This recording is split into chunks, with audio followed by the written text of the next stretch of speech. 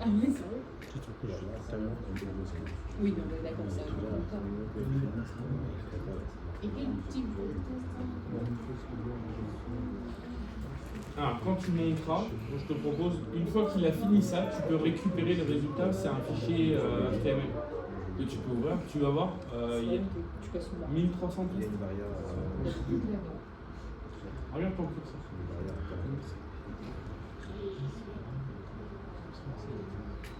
Ouais, non, ouais. Je t'en veux pas.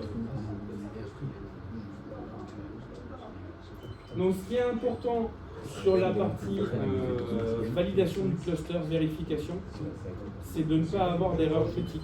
Pas de croix rouge. Vous pouvez avoir autant de warnings que vous voulez, ça marchera, ça validera. Mais par contre, pas de croix rouge. Si vous avez une croix rouge, vous ne pourrez pas déployer le cluster.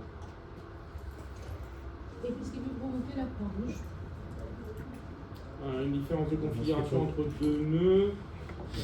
Typiquement sur Hyper-V, un serveur qui va être en AMD et l'autre qui va être en Intel.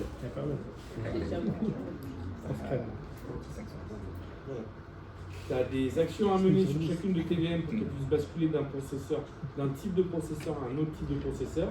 Et quand tu montes en cluster, deux machines de processeurs différents, tu montes d'abord le cluster et ensuite tu installes Hyper-V. Parce que si tu installes Hyper-V et que tu montes le cluster, tu as une erreur critique et tu ne peux pas l'enlever. Il faut tout comme ça, zéro.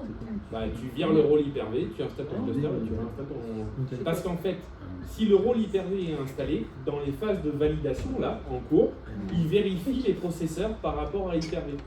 Et que tes VM, elles puissent bien basculer. Or, comme c'est des processeurs de génération de technologies différentes, et qu'il n'a pas de machine virtuelle pour voir que tu as bien coché la petite case que tu t'affranchis du type de processeur, il te dit non, merci, au revoir, tu sors. Alors qu'il est capable de faire ça. Ah, moi je croyais que c'était bloquant ça. De la même manière, il est capable de le faire, mais tu n'es pas supporté. Oui.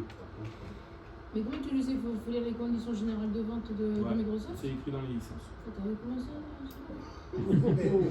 C'est fait exprès. Bon, après, si c'est pour me d'économiser, on va se sacrifier.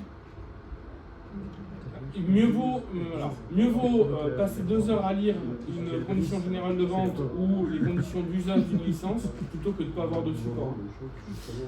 Parce que quand tu appelles le support, Microsoft particulièrement, c'est que tu en as besoin. Et là, tu vois, j'ai un de mes anciens élèves du CESI qui vient de m'appeler en me disant on a une merde sur une ferme RDS parce qu'on fait ensemble la grosse tête. Est-ce que tu peux bien nous aider parce que je ne porte pas parce qu'on n'est pas dans les prérequis. Et je te dis qu'il rigole pas.